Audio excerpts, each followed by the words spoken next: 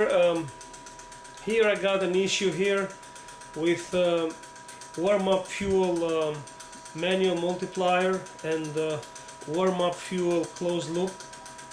It looks like also I tried also the fuel closed loop correction, and that seemed to be working okay, but the warm-up fuel closed loop doesn't seem to work.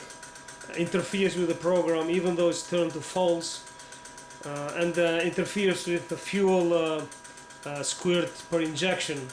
I had my car all of a sudden shut down, and what was happening, I understood that fuel squirt per injection was dropping in the half. I didn't know why that was happening, but I found out, I think, and the suspect is this warm-up fuel manual multiplier together with warm-up fuel closed loop. I have here a Nissan Altima pulse generator, which is basically a COM sensor hooked up to a DC motor and simulating an engine. Right now we can do this test on the bench because I don't think you can do it with the car, because the coolant temperature we can manipulate here, which I put a potentiometer to go high and low to see what happens.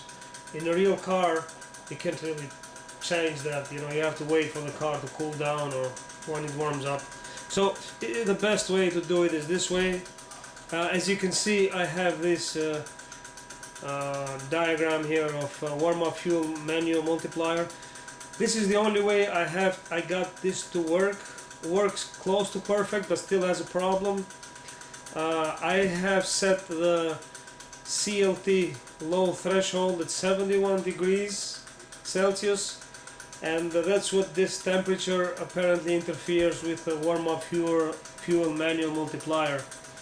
As you can see, as I move the temperature, go from high to low, right now seems to be working okay. The idea, I guess, was that before the coolant temperature was low, you would have a little bit more fuel squirt per injection.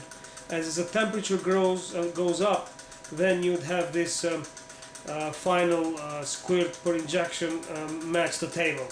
That's the idea, I guess, as soon as you pass the 71 degrees threshold. But even now that I got this working, there is still a problem with the fuel injection. Right at the drop, at the vertical drop on the diagram, you'll see that there is a jump from 3.88 millisecond of fuel injection as per table to goes to 5.8. It's okay, because before was dropping to 2.4, but now it's just going higher, which is okay. But the car I get probably will get a little, jerk when that happens. Now, as I said, I will manipulate the temperature by moving this potentiometer here, particular this one. So we'll see what happens. As you can see, as I bring the temperature up, the fuel per squid drops a little bit, which is okay. Now as I come to 71 degrees, as you can see, okay, did you notice there was a little jump there? I think went to 5.8 and then jumped back to 3.911. It is okay, I guess, but it shouldn't be like that. Right now, as you can see, as I get the temperature go down, it goes down, the fuel per squid is increased, which is the way it's supposed to be. And here you go.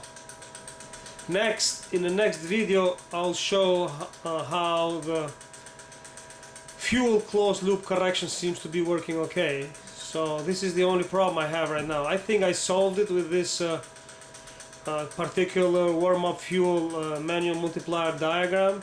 But for all of you that have problem with this, this is the one that could bring this solution close. But somebody could take a look at this and see why this problem is happening.